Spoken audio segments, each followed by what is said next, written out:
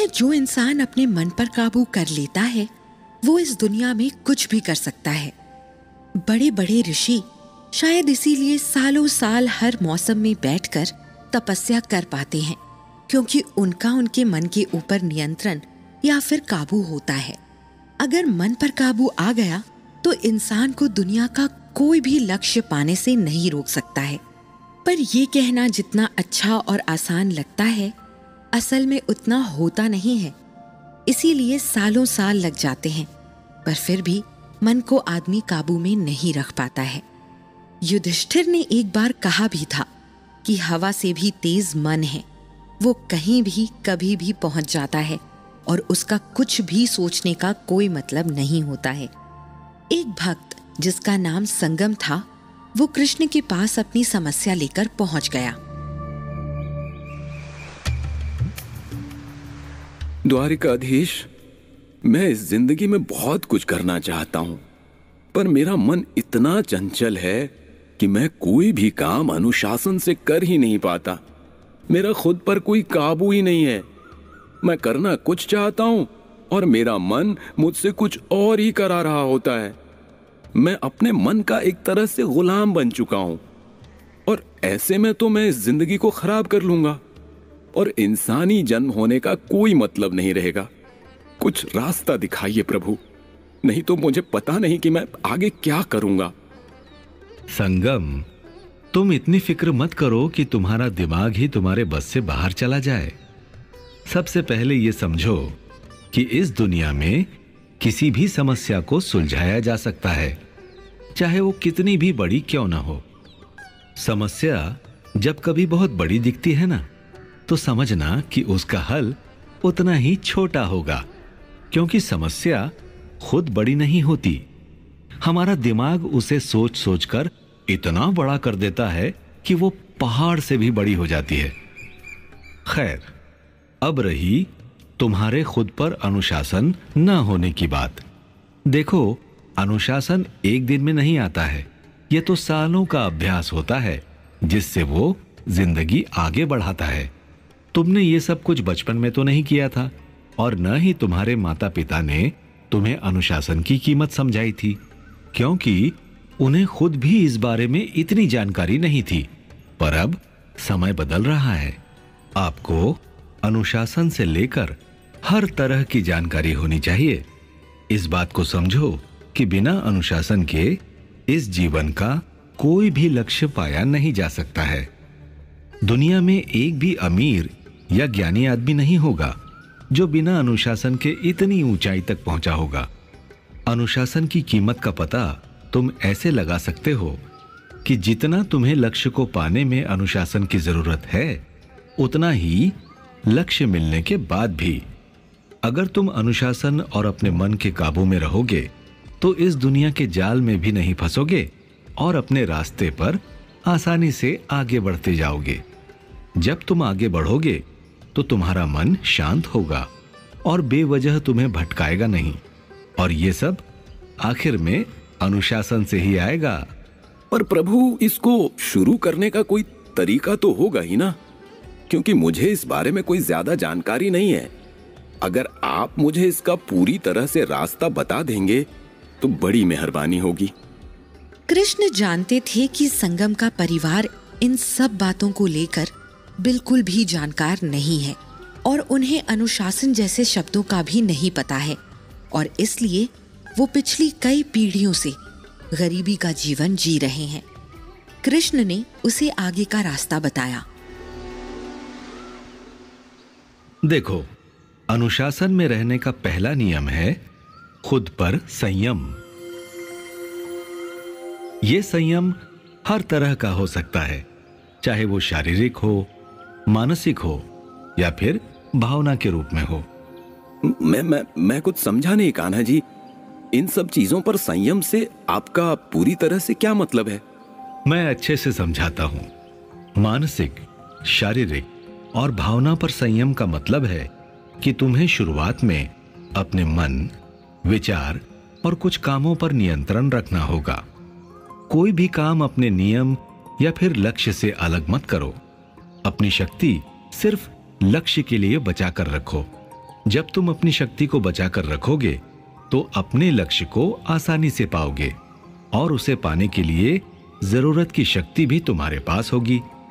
इसके अलावा दूसरा नियम है फैसला लेना और कसम खाना कि जो चाहते हो उसी रास्ते में आगे बढ़ोगे।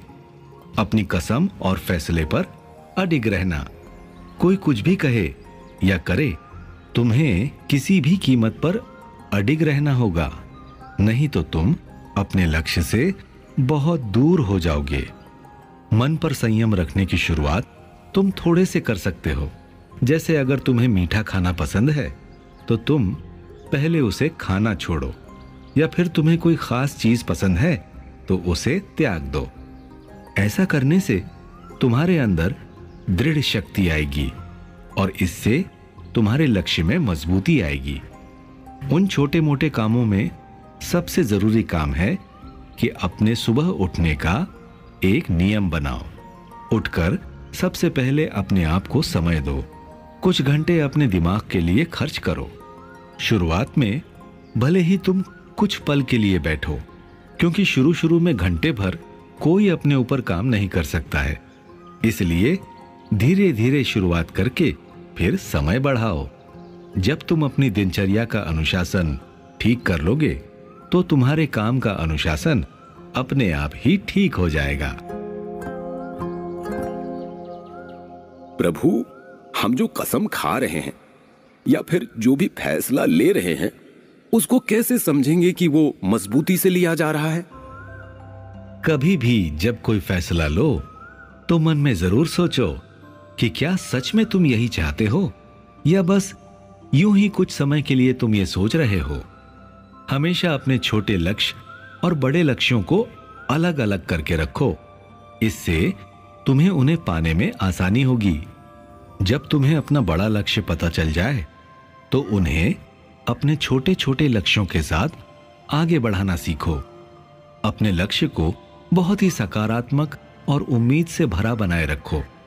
खुद का हमेशा उत्साह बढ़ाते रहो और अपने मन को स्वस्थ रखो। मैं स्वस्थ मन से आपकी बात नहीं समझा। ये स्वस्थ मन कैसे होता है और कैसे मन को स्वस्थ किया जा सकता है? स्वस्थ मन बेहतर जीवन के लिए सबसे जरूरी है। और अजीब बात यह है कि आदमी सिर्फ शरीर का ध्यान देता है, मन को तो वो कुछ समझता ही नहीं है। मन को देने के लिए इंसान के पास कुछ भी नहीं है। जितना किसी इंसान के लिए स्वस्थ शरीर जरूरी है, उतना ही स्वस्थ मन भी जरूरी है।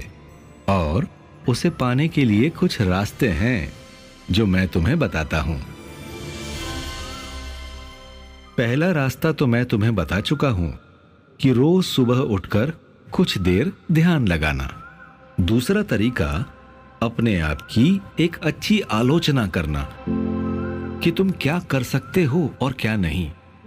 तीसरा अपनी इंद्रियों पर काबू रखना, चाहे वो खाने की बात हो या फिर बेवजह की चीजों का इस्तेमाल करने की बात हो या फिर गलत लोगों के बीच समय बर्बाद करने की बात हो। चौथा, अपने दिन को हमेशा काम के हिसाब से बांट दो और उसके हिसाब से ही काम करो। पांचवा, हमेशा अच्छा और पौष्टिक खाना खाएं। अच्छा खाना न सिर्फ शरीर के लिए जरूरी है, बल्कि उससे आपका दिमाग और मन भी पूरी तरह से शांत होता है। अपने लक्ष्य को पाने के लिए कुछ चीजों का त्याग करें। कई बार वो त्याग छोटे हो सकते हैं और कई बार बड़े भी। अपने लक्ष्य के थोड़ा भी पूरा होने पर खुद को शाबाशी दें। और आखिर में जो भी आप सोच रहे हैं या जो भी आप करना चाहते हैं, उसे अपने सबसे अच्छे दोस्त जो आपकी बात समझते हैं उनसे इस बारे में बात करें। कई बार आप अपनी समस्या जब दोस्तों के साथ बांट लेते हैं तब काफी हल्का महसूस करते हैं। और सबसे आखिर में इन सब कामों को हफ्ते में करने का एक नियम बनाओ और उसके बाद उसे पूरी तरह से कसम खाकर मानो और अपनाओ। अगर तुम इस हफ्ते में पूरा नहीं कर पाते हो तो फिर से शुरू करो। अगर लक्ष्य को पाना है तो बार बार इसे अपनाओ और पूरा करके ही दम लो। तो संगम, क्या मेरी बातों को तुम समझे? कृष्ण की बातों से संगम काफी कुछ समझ गया था और उसके चेहरे पर अब एक मीठी मुस्कान थी। वो कृष्ण को नमस्कार करके चला गया। आजकल हम अपने आप को इतनी ज्यादा इज्जत देने लगे हैं कि अपने ही मन के गुलाम हो गए हैं। जो मन कहता है वही करते हैं और एक पल भी अपने प्रति कठोर नहीं होते। हमेशा नहीं, पर कभी कभी अपने प्रति कठोर होने से आप अपने लक्ष्य के करीब जा सकते हैं। अपने फोन और इंटरनेट के इस्तेमाल को भी सीमित कीजिए। जब काम ना हो तब भी उसे मत चलाते रहिए। अपने ऊपर पूरी तरह से संयम रखिए।